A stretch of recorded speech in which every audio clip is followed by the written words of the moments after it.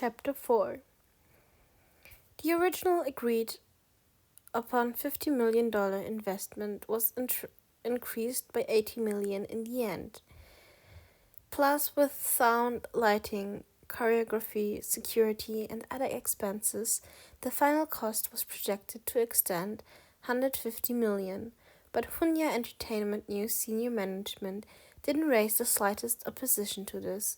Firstly, Ojinan had true talent, enough to shut anyone up, and secondly, no one dared to defy Sun Chimu's dignity. Visiting Hunya Entertainment News every day after work had already become Sun Chimu's unfailing habit. Although the drive was more than an hour, he didn't find it troublesome. At this moment, he was standing outside the recording studio, gazing across the window at a young man who forgot everything once he was engrossed in music. His expression unprecedentedly focused and gentle. The last recital was perfect. Chin Tai-he was the first to stand up and applaud, followed by the guitarist, bassist, drummer, audio engineer. Their initial hostility had eventually transformed into admiration. They had been completely conquered by the young man's voice and talent. "You did so well!" Chin Tai-he hugged the youth after he walked out of the studio tightly, sincerely exclaiming, "Compared to your version, Gemeng Shu's Because of You is a piece of crap." The young man smiled shyly. His peach blossom eyes were filled with finely crushed and bright starlight. Sun Chimu's lips tilted. He strode up to the two and handed Zhou Yunsheng a cup of warm milk. He slowly opened. "The concert is in 3 days. This is enough rehearsing. Take a rest." Zhou Yunsheng drank the cup of milk and obediently nodded. Sun Chimu's stern expression softened slightly. He continued, "There's a banquet tonight. I'll take you along so you can relax and meet some people."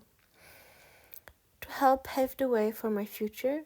Zhuansheng quickly responded, a grateful expression, nodding to say his thanks.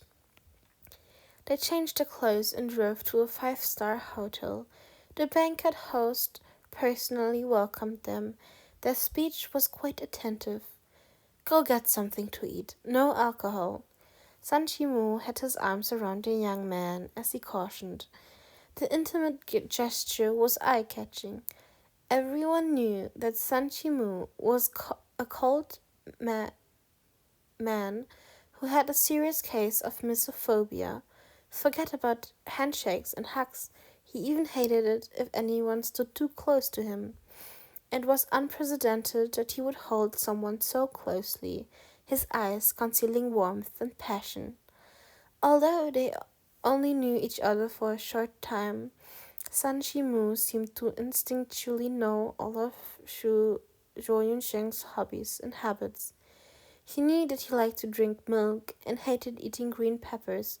He knew that he loved collecting high-tech electronics. He even knew that he loved to drink wine, but lost his inhibition when he gets drunk. He knew too many things that he shouldn't know. This made Zhou Yunsheng inevitably suspect that he was his lover that had no name but would never disappear. So he never refuses Sun Chimu's intimacy. In fact, he accepted it like it was his right. "What do you want to eat? I'll bring it for you." Zhou Yunsheng tucked the corner of the taller man's coat. "I'll eat whatever you bring. Go ahead." "Chin Tai-he, you said you haven't eaten dinner yet." Sun Chimu was surrounded by several business partners and couldn't escape, so he had no choice but to let the younger man leave by himself. Zhu Yunsheng nodded and pushed through the crowd to the eating area. Then he started picking out his favorite foods. "Zinan, you're here." A delicate and pretty-looking girl quickly approached and greeted him, her face full of pleasant surprise. The girl was named Guo Ai-ni. She was a newcomer currently being promoted by Times Record and was also once Ojinan's secret crush. Wo Aini knew that he'd loved her, but she pretended not to notice. Instead, she tried to use him to get in with Lin Chi-ching. It seemed to be a coincidence that the two met here. Zhu Yuncheng merely glanced at her, then continued filling his plate. Jinan, how do you know Chief's son? Are you guys close? The girl's eyes sparkled with greed. Zhu Yuncheng ignored her, walking to a table to sit down and eat. The girl was persistent. She followed and gave him a flirtatious smile. Jinan, why are you ignoring me? Anyway, I heard you release evidence at the concert. Is that true? That song was really written by you? Xuyun Sheng ate a bit of matcha cake, then elegantly wiped his mouth with a napkin as he coldly opened. Guo Aini, don't bother probing odd information for Lin Qiqing. Go back and tell him. Ojinan will stomp you so deep into the mud you'll never be able to flip over in this lifetime. Intense hatred poured out from the young man's black eyes, scaring Wu Aini silly. When the young man wandered away, she quickly took out her phone and texted Ojinan's message to Lin Qiqing verbatim. Lin Qiqing had repeatedly asked Oshinan if he had copies of the manuscript, and Oshinan had certainly told him no. That was why he'd allowed his manager to take Ojinan to court. This junior had been well coddled by Ojibai. He was pure to the point of being ignorant of the world. There's no way he could have lied to him. So Lin Qiqing scoffed at the threat and sighed at his manager. He thinks he can reverse the situation by climbing into Sun Chimu's bed. How naive. The manager sneered. Yes, he even has the guts to hold a concert. I'm also impressed. 50,000 people. They can throw him in one spit. While the two were scorning away, San Shimu ran into Yun Shi Yuan in Mengshu at the banquet. Chief son, are you on your way to eat? We're hungry too. Come, join us. Yun Jiwan smiled in a gentle, elegant manner. San Shimu didn't even give him a glance. He walked straight towards the youth who was having a drink at the bar. Chief son, no one understands Ojinan's background better than I do. No matter why you intend to help him, I have to warn you that you may encounter the first investment fiasco of your career. This 50,000 people concert will become a grand farce. Instead of pointlessly throwing $80 million into the water, you should withdraw your hand early. Yun Shiwan sincerely cautioned. Ge Mengshu smiled gently and glanced at Ojinan, her eyes full of ridicule and contempt. San Shimu finally stopped walking. He turned his head towards the two and slowly said, Others often say that I, San Shimu, am the god of investment. I don't hate this title. You'll know exactly how much Ojinan is worth in 3 days. Please look forward to it. The two were frozen by his strong self-confidence and cold gaze. It took them a long time to snap out of it. When they finally looked up again, the man was already by the youth's side. He had one hand wrapped around the youth's waist, and the other hand was reaching for his glass of wine. He took a sip from where he had been drinking, his lips seemingly unintentionally brushing the young man's black hair and jade-white ear, his expression gentle. The way he expressed his feelings with a characteristic restraint and frankness, it couldn't be ignored or resisted.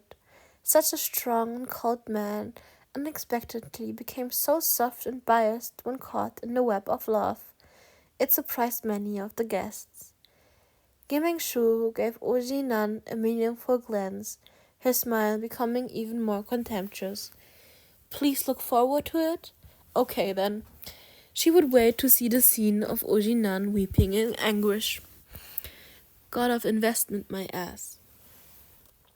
Zhou Yuncheng adjusted the body's data up upwards again. So when the concert day arrived, the staff were all excited about his stamina. He was now backstage getting dressed. He wore tight leather pants that outlined his slender legs and firm butt. His neatly arranged six-pack and graceful V-line became the focus of the stylist's frequent drooling. Sanchi Mu wrapped up a business negotiation as quickly as he could and rushed to the scene. Nervous, he expressionlessly draped his coat over the young man's shoulders. Not nervous, actually. Not nervous. Actually, I'm excited. Zhou Cheng looked up at him. His peach blossom eyes seemed very bright with anticipation, brighter than the stars in the sky. That's good. Go on. I'll watch you from here. San Shimu managed to suppress the urge to kiss the young man's eyes and pushed him towards the stage elevator. Zhou Cheng took off the coat and replaced it with a fitted black shirt, turning back to give him a bright smile. Outside the venue, a crowd was slowly pouring in, surrounded by heavily armed police and security. With signs on the walls that said, "Cameras are watching, please be civil, everyone." The anti-fans, who were full of malice thoughts, had no choice but to calm down. They could only use their words to attack. The staff who were distributing free glow sticks were being rejected. The audience expressed that their enthusiasm would never light up for Ojinan. Take it anyway. Even if you don't light it, it's also good for throwing at the stage, the staff joked. The crowds who were only allowed entry after they had been searched to make sure they brought in no harmful items, eyes immediately lit up. They rushed in to grab the light sticks. The scene was extraordinarily lively for a while. Half an hour later, the seated audience had no intention of quieting down to listen to music. They scolded, taunted, and screamed, using all means to ruin the concert. The stage lights hadn't been lit yet, seemingly intimidated by their maliciousness. Suddenly, a high-pitched sound resounded through the Star Pavilion, followed by a raging inferno, ignited by incessant drum beats and passionate electric guitar strumming, colliding, and intersecting. The stage instantly lit up, and Oji Nan's beautiful face appeared on the big screen. He sang with his eyes closed. This song had no lyrics, only a casual hymn. The very pleasant melody crashed into the audience's eardrums. Even if you were full of resistance and anger, you would not be able to resist its magic. The pitch grew higher and higher, causing the audience's mood to boil. They forgot to be noisy, just dumbfoundingly watching the young man's heavenly singing on the big screen. From C2 to C, and even C3, C4, C5, he closed his eyes and sang to the climax with a high and clear voice, and the background music was changing from drums and electric guitar to more luxurious symphony. The tidal wave-like sound engulfed the audience like the sea under the moonlight, vast and boundless, and also like the twinkling starry heavens, limitless. Even if someone thought to cover their ears, they had no choice but to be compelled by the invasion, then be unable to resist indulging in the luxurious sound. After the song ended, the previous noisy Star Pavilion had quietened down until a needle drop could be heard. The young man on stage finally opened his eyes and looked towards the shadow audience. He said, gasping, "Ojinan can't sing. That's just a rumor. No matter why you came to watch my concert, I want to thank you all. I will use my strength to lighten up the entire Star Pavilion." Then, not giving the anti-fans any time to react, he immediately snapped his fingers to signal the band to play the next song.